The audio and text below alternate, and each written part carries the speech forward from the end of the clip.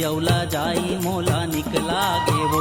मोला निकला गे गोरी तोर कनिहा मटकाई, तोर हाँसी अवला जाई मोला निकला गे वो।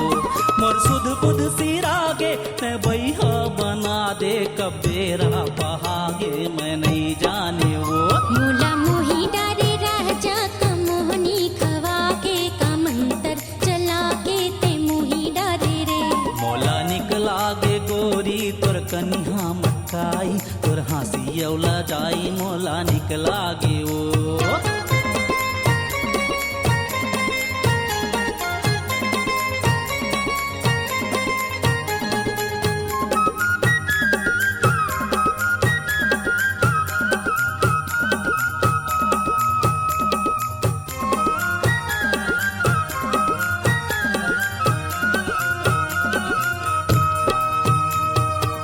रतिहा मोला नींद ने आवे रे,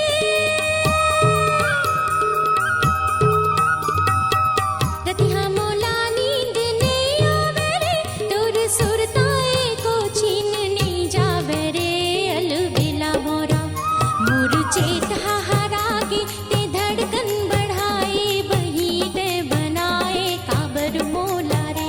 मोला निकला गे गोरी तोर कनिहा मटकाई, तोर हाँसी अवला जाई मोला निकला गे वो।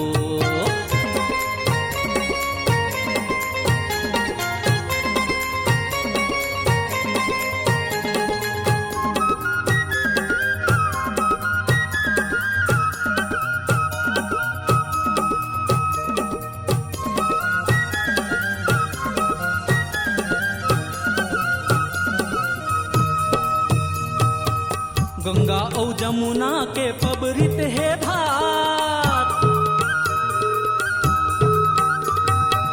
गंगा और जमुना के पबरित है धार। तैसे महू हनी भाहू तोरे संग पियार, रंग रेली टूरी मोर माया के डोरी। हझन छूटे गोरी दगा झन दे बेटूरी, मोला तय हावो। मोला मोही डारे रह जा कमोहनी खवा के, कमंतर चला के ते मोही डारे रे। मोला मोही डारे रह जा कमोहनी खवा के, कमंतर चला के ते मोही डारे रे।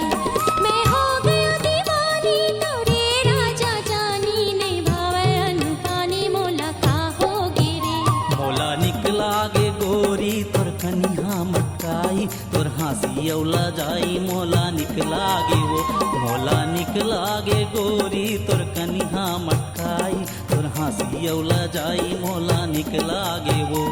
मोर सुध बुध सिरागे ते बैहा बना दे, कब बेरा पहागे मैं नहीं जाने वो। मोला मोही डारे राजा कमोहनी खवा के, कमंतर चला के ते मोही डारे रे। मोला निकला गे टूरी तोर कनिहा मटकाई, तोर हाँसी अवला जाई मोला निकला गे वो। मोला मोही डारे राजा कमोहनी खवा के, कमंतर चला के ते मोही डारे रे। मोला निकला गे गोरी तोर कनिहा मटकाई, तोर हाँसी अवला जाई मोला